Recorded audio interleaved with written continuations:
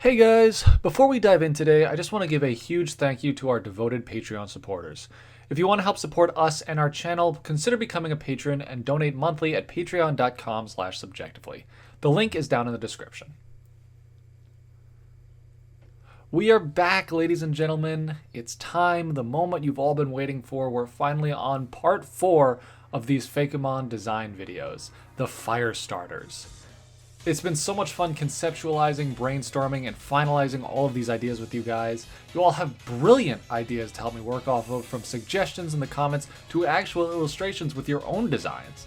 We've had a lot of time to really hammer out some solid concepts for this final starter line, and I can't wait to show you guys the finished product. If you're just joining us in this video, welcome. But before you get too comfortable, I recommend that you check out the previous parts of this video series. We, meaning me and fans of the channel, have been brainstorming ideas for a new generation of starter Pokemon. So far, we have finished the Grass Starter, an alien mollusk living within pottery that it uses both as a home and a weapon. And we have the Water Starter, a hyper-intelligent cetacean that communicates using psychic bubbles and telepathic singing. We've come up with a couple of different unifying themes for these 3 starters. The first focused around communication barriers.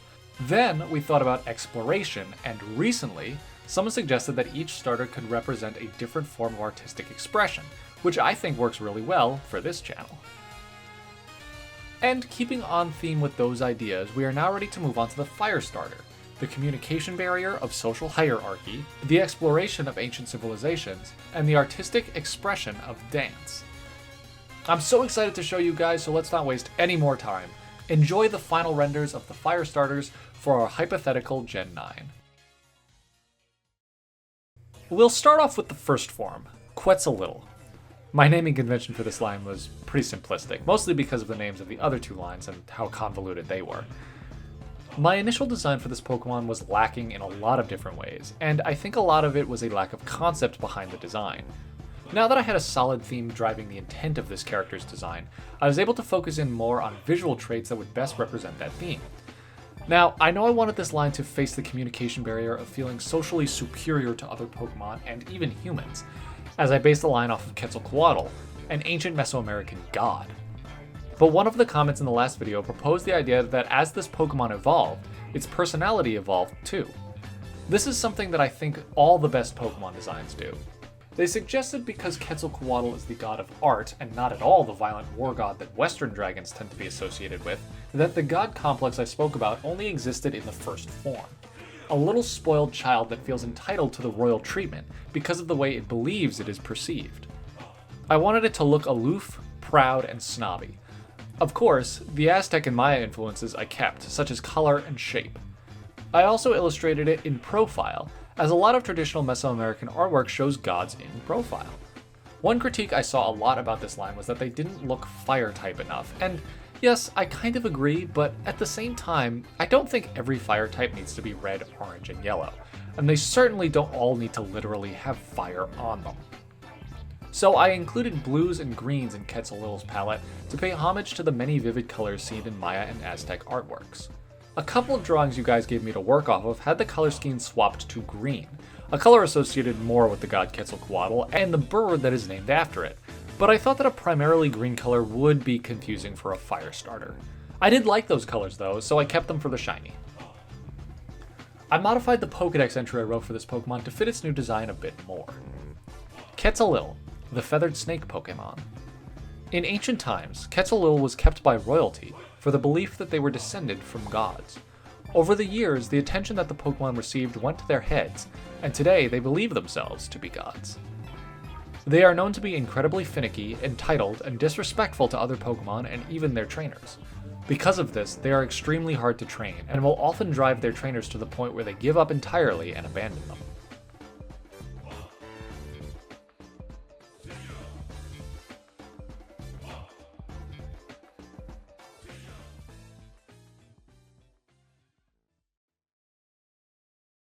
In the second form, we were moving on to the next stage in this starter's path to humility and acceptance.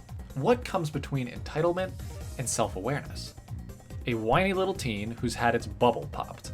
In the second form, the personality would be the defining design trait, and I wanted this character to give off vibes of dethroned royalty who realizes they have no real skills, no real friends, and that their uppity, holier-than-thou personality has only served to make them more lonely.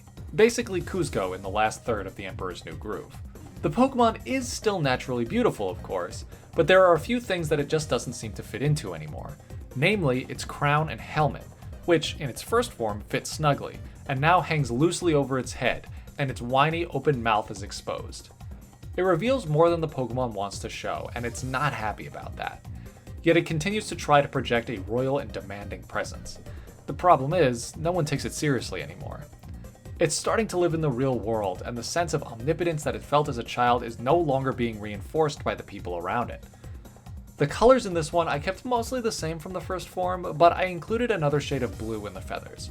I wanted the silhouette to still look big and intimidating, but the actual face of the character betrays that facade, revealing that the Pokemon is nothing more than a petulant child.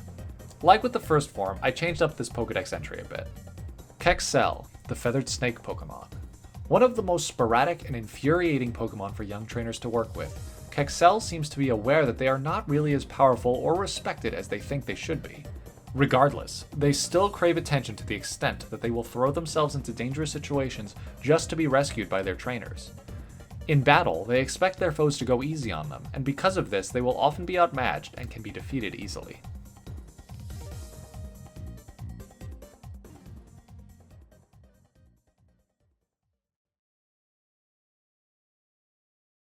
Finally, we move on to the final form, Cillian. The biggest critique I heard from you guys was, it doesn't look enough like a serpent. Well, there are a few reasons for that, and reasons why that was not one of the things that I wanted to change. The first one being that there is already a serpent starter Pokemon, Serperior, who has a bit of a god complex. I didn't want to invite the comparison.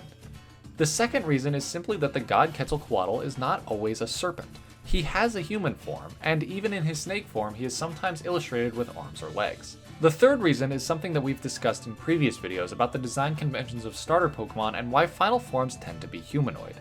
And unlike Bathygigas, I thought that with Cillian, it would be appropriate for it to be somewhat anthropomorphized. Now, all of that aside, I knew this Pokemon needed work, and the easiest way for me to start making improvements was to solidify its concept a bit more. Now that we were no longer simply working off the concept of an overconfident god, there were a bunch of things I could change up to make its design more interesting and overall more solid.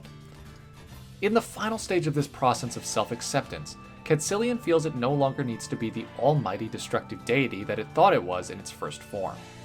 Instead, it is a light and cheerful presence that inspires and energizes. Bringing in our tertiary theme of dance as a form of artistic expression, I posed it as if it was mid-ceremony, alive and moving and no longer domineering and dangerous. Something else the commenter who suggested this idea mentioned was the idea of toxic masculinity in modern Latino culture, and I thought it would be appropriate to have this character feel androgynous, both masculine and feminine at the same time. Overall, just confident in who it is, and hoping to inspire the same confidence in others. In a way, it has earned the title of God, though it no longer needs it to feel fulfilled. For the colors in this one, I did want it to feel a little bit more fiery, but I also wanted to keep that green. In fact, as I finished it, I kept adding more and more green bits to balance out the reds and oranges. The last change I made really think sold this design for me, and I'm very happy with the final product. Here's the Pokedex entry I wrote for it. Cillian, the Fire Dance Pokemon. Once revered in ancient cultures for their artistry and ingenuity, Cillian today are still greatly respected by people all around the world.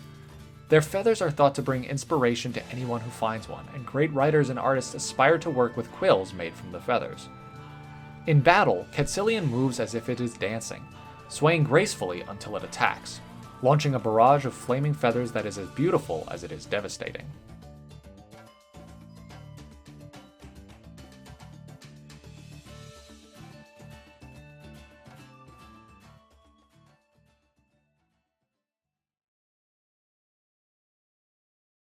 So there you have it, folks.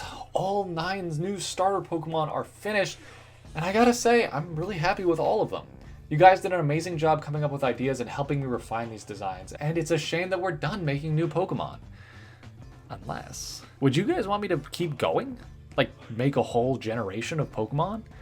It would take a while, and I would need suggestions from you guys, but I think it would be fun. We could do a bunch more videos, and you guys can give me suggestions for new Pokemon you'd like to see me create. Someone suggested in the last video that if we were to create a new generation in a new region, that it would be based off of Mexico, because of the starters that I made, and I love that idea. So if that is something you guys would want to see, let me know down in the comments and start thinking about some cool Mexican-themed Pokemon that we could design for a new gen. Alright guys, thank you so much for watching, it's been an absolute pleasure, and I'll see you all in the next video.